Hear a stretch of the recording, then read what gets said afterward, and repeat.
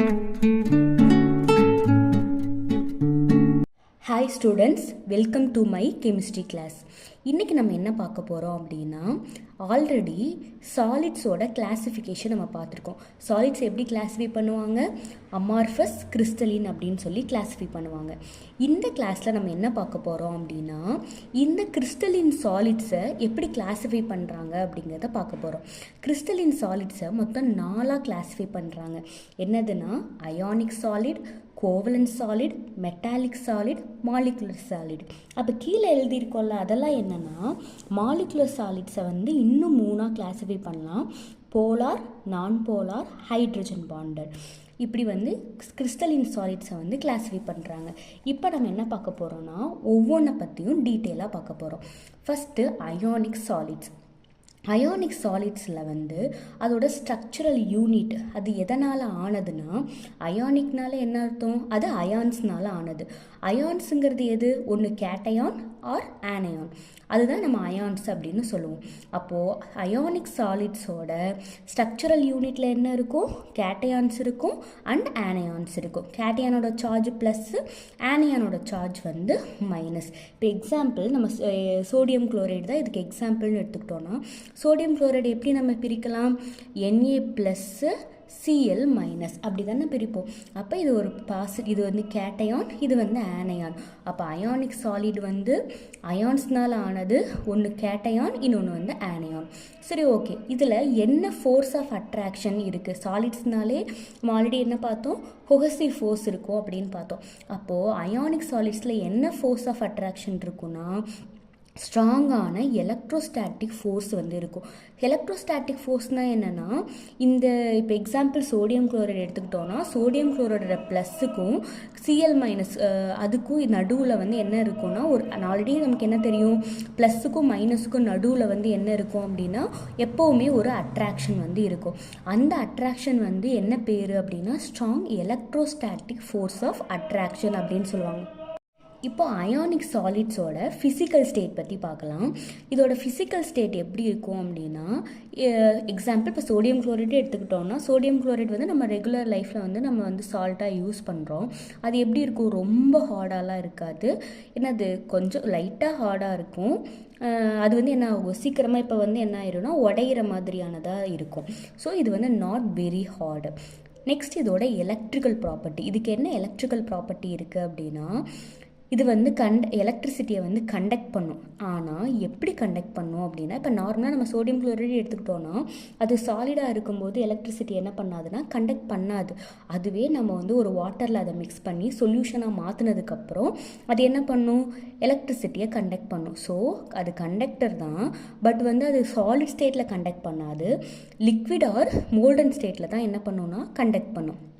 அதுக்கப்புறம் sodium chloride இல்லாமல் வேறு என்ன எக்ஸாம்பிள்ஸ் எல்லாம் சொல்லலாம்னா லித்தியம் குளோரைடு, மெக்னீஷியம் சல்ஃபேட்டு இதெல்லாமே வந்து என்னதுன்னா அயானிக் சாலிட்ஸ்க்கு வந்து எக்ஸாம்பிள். அடுத்தது இதோட மெல்ட்டிங் பாயிண்ட் எப்படி இருக்குன்னா இதோட மெல்ட்டிங் பாயிண்ட் வந்து ரொம்ப ஹையாக இருக்கும். எக்ஸ்ட்ரா ஏதாச்சும் இல்லை பாயிண்ட்ஸ் ஆட் பண்ணோன்னா இது வந்து மோஸ்ட்லி எந்த ஸ்ட்ரக்சரில் அரேஞ்ச்மெண்ட்ஸில் இருக்குன்னா மோஸ்ட்லி கியூபிக் க்ளோஸ் பேக்கிங் அரேஞ்ச்மெண்ட்ஸில் தான் இந்த அயானிக் சாலிட்ஸ் வந்து இருக்கும். ஓகேவா?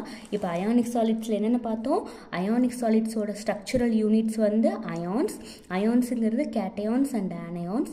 இதோட இன்டர் பார்ட்டிக்கல் ஃபோர்ஸ் வந்து ஸ்ட்ராங்கான electrostatic force of attraction. Physical state வந்து நாட் வெரி ஹார்ட், ரொம்ப ஹார்டாக இருக்காது. எலக்ட்ரிக்கல் ப்ராப்பர்ட்டி கண்டக்டர் தான். But at liquid and molten ஸ்டேட்டில் தான் வந்து என்ன பண்ணுன்னா எலக்ட்ரிசிட்டியை கண்டக்ட் பண்ணும். Example sodium chloride, lithium chloride, magnesium sulphate. Melting point வந்து ஹையாக இருக்கும். மோஸ்ட்லி வந்து கியூபிக் க்ளோஸ் பேக்கிங்கில் தான் இருக்கும்.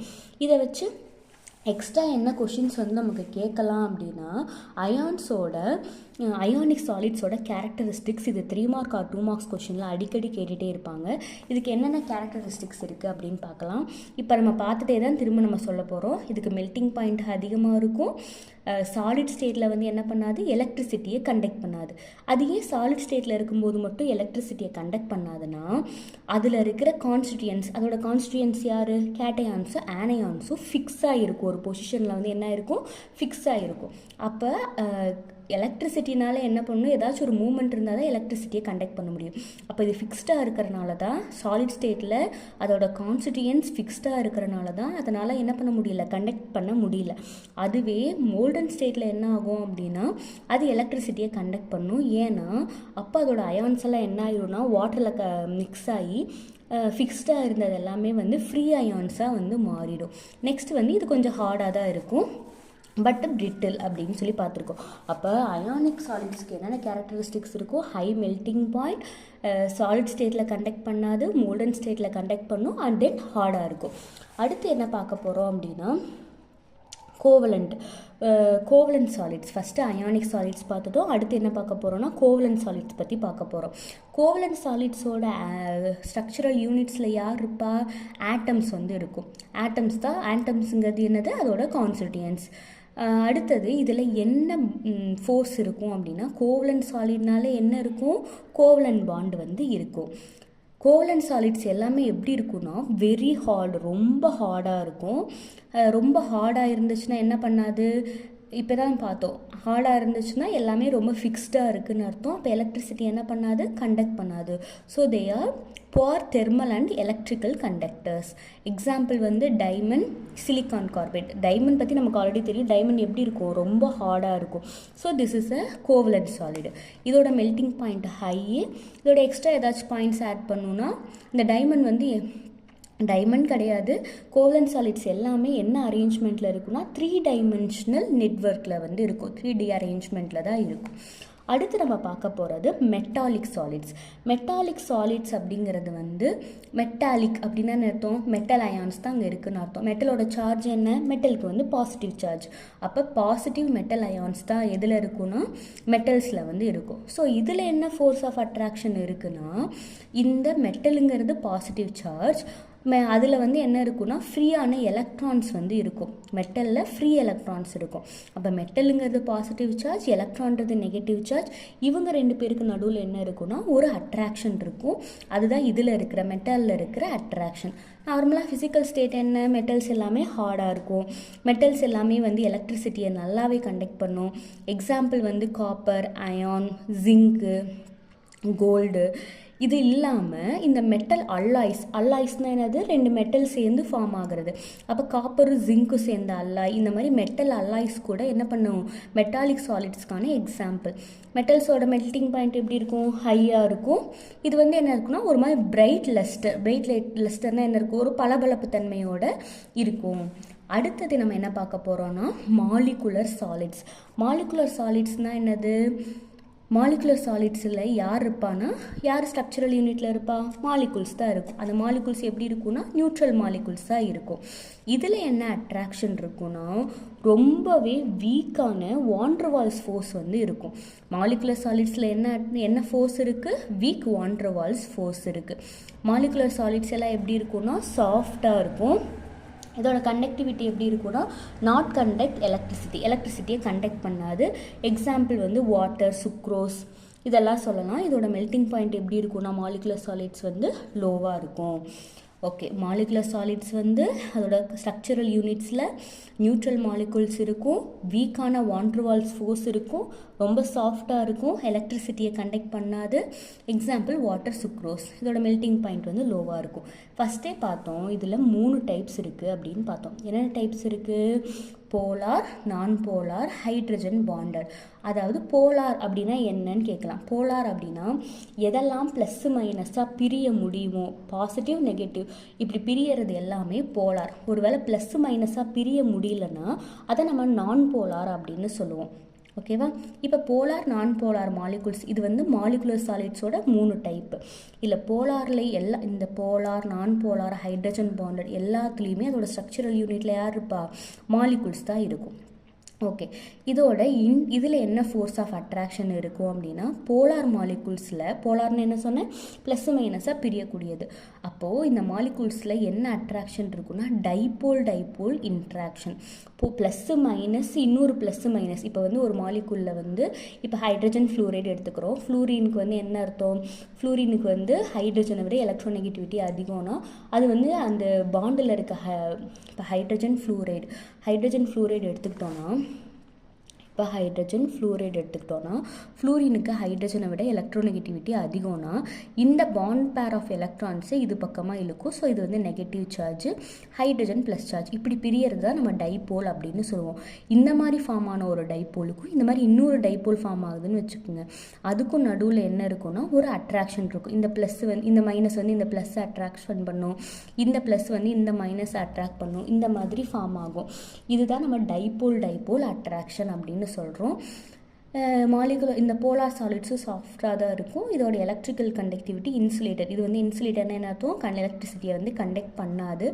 Example solid carbon di oxide and solid ammonia. இதோட மெல்டிங் பாயிண்ட் வந்து ரொம்ப ஹையாக இருக்கும். ஓகே, நான் போலார் மாலிகுல்ஸ் அப்படின்னா என்ன இருக்கும்? இதோட ஸ்ட்ரக்சரல் யூனிட்ஸில் மாலிகுல்ஸ் தான் இருக்கும். இதோட இன்டர் பார்ட்டிக்கல் ஃபோர்ஸ் வந்து என்ன இருக்கும் அப்படின்னா, ஒரு மாலிகுலில் வந்து எலக்ட்ரான்ஸோட மூமெண்ட்னால என்ன ஆகும்னா ஒரு ஃபோர்ஸ் வந்து கிரியேட் ஆகும். அது வந்து பக்கத்தில் இருக்க மாலிகூல்ஸ்லேயே என்ன பண்ணுன்னா அந்த எலக்ட்ரான் திரும்ப வந்து என்ன பண்ணுன்னா அதை வந்து இன்டியூஸ் பண்ணி ஒரு ஃபோர்ஸை வந்து கிரியேட் பண்ணும். இவங்க ரெண்டு பேருக்கு நடுவில் வந்து என்ன ஆகும்னா ஒரு வீக்கான ஃபோர்ஸ் வந்து கிரியேட் ஆகும். என்ன பார்த்தோன்னா ஃபஸ்ட்டு இங்கே பார்த்தோன்னா இது ப்ளஸ் மைனஸாக பிரியுது, இதுவும் ப்ளஸ் மைனஸாக ஒரு பார்ஷியலாக பிரிஞ்சிருக்கு. இவங்களுக்குள்ள ஒரு அட்ராக்ஷன் வந்து டைபோல்னு பார்த்தோம். ஆல்ரெடி இது வந்து நான் போலார், இதுகிட்ட எந்த அட்ராக்ஷனுமே இல்லை. ஆல்ரெடி அதோட எலக்ட்ரான் மூமெண்ட்ஸ்னால தான் ஒன்று கிரியேட் பண்ணியிருக்கு. அந்த மாதிரி இன்னொன்று கிரியேட் ஆகும்போது டைபோலே இல்லாத அவங்களுக்கு நடுவில் இருக்கிற அந்த அட்ராக்ஷனை தான் ஒரு வீக்கான டிஸ்பர்ஷன் ஃபோர்ஸ்ன்னு சொல்லுவாங்க. இதுக்கு இன்னொரு பேர் லண்டன் ஃபோர்ஸ் அப்படின்னு சொல்லுவாங்க. ப்ளஸ் மைனஸே இல்லாமல் எலக்ட்ரான்ஸோட மூமெண்ட்னால ஃபார்ம் ஆகிறது இது. ஓகேவா? இதோட ஃபிசிக்கல் ஸ்டேட் வந்து எப்படி இருக்குன்னா liquid or gaseous at room temperature. இது வந்து லிக்விட்ஸ் அண்ட் கேஸஸாக இருக்கும் ரூம் டெம்பரேச்சரில். இது ஒரு இன்சுலேட்டர். Example naphthalene, anthracene. இதோட மெல்டிங் பாயிண்ட் வந்து லோ. அடுத்தது ஹைட்ரஜன் பாண்டட் மாலிகுல். ஹைட்ரஜன் பாண்டட்னா என்னது? இதை வச்சு எக்ஸ்பிளைன் பண்ணலாம். இப்போ எக்ஸாம்பிள் இப்போ வாட்டர் மாலிகுல் எடுத்துக்கலாம். வாட்டர் மாலிகுல்னா இதாக வந்து ஹைட்ரஜனா. இப்போ ஹைட்ரஜன் வந்து என்ன இருக்குன்னா பாசிட்டிவ் சார்ஜ். இதை விட எலக்ட்ரோநெகட்டிவிட்டி யாருக்கு அதிகம்னா ஆக்சிஜனுக்கு வந்து அதிகம். இது ப்ளஸ். இது வந்து வாட்டர் மாலிகுல்னா ஒரே ஒரு வாட்டர் மாலிகுல் H2O மட்டும் இருக்காதுல்ல. அப்போ என்ன பண்ணுன்னா பக்கத்தில் இன்னொரு நிறைய வாட்டர் மாலிகுல்ஸ் இருக்கும். இப்போ இந்த ஹைட்ரஜன் வந்து என்ன பண்ணுன்னா இந்த நெகட்டிவ் ஆக்சிஜனோட ஒரு பாண்ட் ஃபார்ம் பண்ணும். அப்போ இங்கே ஒரு எலக்ட்ரோநெகட்டிவிட்டி இருக்குது ஆக்சிஜன், இங்கே ஒரு எலக்ட்ரோநெகட்டிவிட்டி இருக்குது ஆக்சிஜன். இதுக்கு நடுவில் ஹைட்ரஜன் வந்து ஒரு பிரிட்ஜ் மாதிரி ஃபார்ம் பண்ணும். இதுக்கு பேர் தான் ஹைட்ரஜன் பாண்டிங் அப்படின்னு சொல்லுவாங்க. ஓகேவா? இப்போ வந்து நம்ம வாட்டர் வந்து லிக்விடாக இருக்கிறதுக்கு காரணமே இந்த ஹைட்ரஜன் பாண்ட் அப்படின்னு கூட சொல்லுவாங்க. ஓகேவா? இப்போ ஹைட்ரஜன் பாண்ட்னா என்னன்னு புரிஞ்சா? இப்போ இதை வச்சு கூட சொல்லலாம். இப்போ HF ஹைட்ரஜன் ஃப்ளூரைடு, இங்கே ஒரு ஹைட்ரஜன் ஃப்ளூரைடு. இதில் எப்படி ஹைட்ரஜன் பாண்ட் ஃபார்ம் ஆகும்? இந்த ஹைட்ரஜன் வந்து என்ன பண்ணுவோம்னா இந்த ஃப்ளூரின் கூட ஒரு பாண்ட் ஃபார்ம் பண்ணுச்சுன்னா இந்த எலக்ட்ரோநெகட்டிவிட்டி இருக்க ஃப்ளூரின் இந்த எலக்ட்ரோநெகட்டிவிட்டி இருக்க ஃப்ளூரினுக்கு நடுவில் ஹைட்ரஜன் வந்து ஒரு பிரிட்ஜ் மாதிரி ஆக்ட் பண்ணி ஹைட்ரஜன் பாண்டை வந்து ஃபார்ம் பண்ணுது. ஓகே, இதுலேயும் இதோட ஸ்ட்ரக்சரல் யூனிட்ஸில் மாலிகுல்ஸ் தான் இருக்கும். இதில் என்ன பாண்டு இருக்குது, என்ன ஃபோர்ஸ் இருக்குன்னா இல்லை ஹைட்ரஜன் பாண்டு இருக்குது. ரூம் டெம்பரேச்சரில் சாஃப்டாக இருக்கும். இதோட எலக்ட்ரிக்கல் ப்ராப்பர்ட்டி இது வந்து இன்சுலேட்டர். இது வந்து எக்ஸாம்பிள் வந்து சாலிட் ஐஸ், H2O, யூரியா இதெல்லாம் வந்து எக்ஸாம்பிளாக சொல்லலாம். இதோட மெல்டிங் பாயிண்ட் என்ன இருக்கும் அப்படின்னா ஹையாக இருக்கும். ஏன் இதோட மெல்டிங் பாயிண்ட்டு ஹையாக இருக்குது அப்படின்னா மெல்ட் பண்ணும்போது இது வந்து மெல்ட் ஆகணும்னா என்ன ஆகும் அப்படின்னா அதோட ஹைட்ரஜன் பாண்டை வந்து உடச்சி, இப்போ இங்கே ஒரு பாண்ட் இருக்குன்னா இந்த பாண்டை உடச்சி தான் என்ன ஆகணும், அது மெல்ட் ஆகணும். அதுக்கு அதிகமான எனர்ஜி தேவைப்படுறதுனால இதோட மெல்டிங் பாயிண்ட் எப்படி இருக்கும்னா ஹையாக இருக்கும். ஓகேவா? இன்றைக்கி வந்து நம்ம என்ன பார்த்துருக்கோம் அப்படின்னா சாலிட்ஸோட கிளாசிஃபிகேஷன்ஸ் எல்லாம் பார்த்துருக்கோம். என்னென்ன சாலிட்ஸ் இருக்குன்னா ionic solid, covalent solid, metallic solid, molecular solid. Molecular சாலிடில் 3 டைப் இருக்குது, polar, non polar and hydrogen bonded. அதில் எப்படி ஸ்ட்ரக்சரல் யூனிட்ஸ் இருக்குது, அதோட என்னென்ன பார்ட்டிகல்ஸ் இருக்குது, அதோட ஃபிசிக்கல் ஸ்டேட், அதோட எலக்ட்ரிக்கல் ப்ராப்பர்ட்டி அண்ட் அதோட எக்ஸாம்பிள்ஸ் எல்லாம் வந்து இன்றைக்கி பார்த்தோம். இன்றைக்கி கிளாஸ் உங்களுக்கு ரொம்பவே யூஸ்ஃபுல்லாக இருந்திருக்குன்னு நினைக்கிறேன். தேங்க்யூ.